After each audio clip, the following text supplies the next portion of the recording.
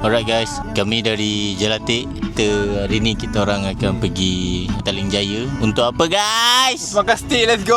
Yeah! Kita akan makan dekat Grab. Kita makan steak. Seleh, kita tengok cara aku tunjuk mic. Seleh. Ada apa lagi kat situ? Tu ada ramdon, pasta. Tu je lah, ayam-ayam kot. Maybe aku nak order steak. Tapi lah. Kita tiga dishes. steak kongsi 3. Kita dia ada set A, set B ke? Kan? Oh, macam gepok eh. Nasi paipon. Macam mana lagu dia? Lagu apa tu? Dia kata nasi paipon dekat Kampung Baru tu tutup. Kena immigration.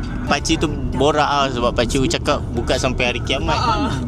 Patut dia Oh fikir. ya, kiamat. Kata tengok. Kata tengok ada orang datang. Break, waduh break.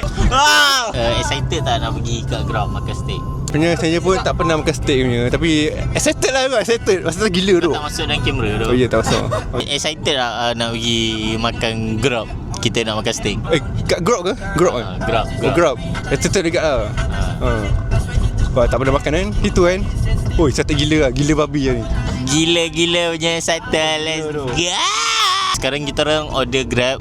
Bang, boleh drive cepat sikit abang? Sis, boleh drive cepat sikit sis? Boleh, saya nak suruh awak drive. Dengan saya kot. Asal tu Balik tak aku suruh nak Pak An tu? tak nak dah. Kau tak nak? Aku tak main. Potong kau pengecut. Pengecut. Tapi dia ada bagi extended punya bateri tu. Lepas tu nanti dia, tapi dia charge sampai 60% ya. Aku pergi klinik gigi tau hari semalam. Lepas tu dia suruh aku buat whitening tu. Aku nak scaling ke whitening, putihkan gigi. Tapi tambah lagi 200 tu. Aku macam nak buat tapi aku macam takut berbahaya. Dia memang selalu akan recommend kau sebab dia nak tambah duit lah. Tapi mahal gak lah 240 tu scaling. Kat kerajaan RM1 je. Scaling gigi RM1 je. Tapi 4 jam. Kalau dekat swasta RM240. Ada yang murah memang aku beritahu. Tapi kan masa dia check scaling tu, dia gusi aku kan. Betul-betul cuci lah. Dia check, dia bersihkan bawah gusi sekali. Bawah Serius dia gerakkan tu. gusi tu. Kat gigi kau tu kan dia tutupi oleh gusi. Cakap kalau gusi kau tak kuat, tu yang jadi macam orang tua cakap gigi saya kuat je. Tengok bila pergi klinik kena cabut gigi sebab gusi dia nipis kan. Lepas tu doktor cakap gigi awak ni bagus. Lepas tu aku macam tak kembang sangat lah. Aku biasa-biasa.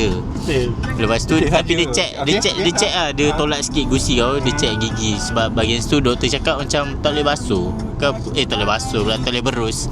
Apa dah dia cakap susah nak berus sangat. Lepas tu dia suruh aku floss. Tapi aku tak tahu lah sebab kadang-kadang dia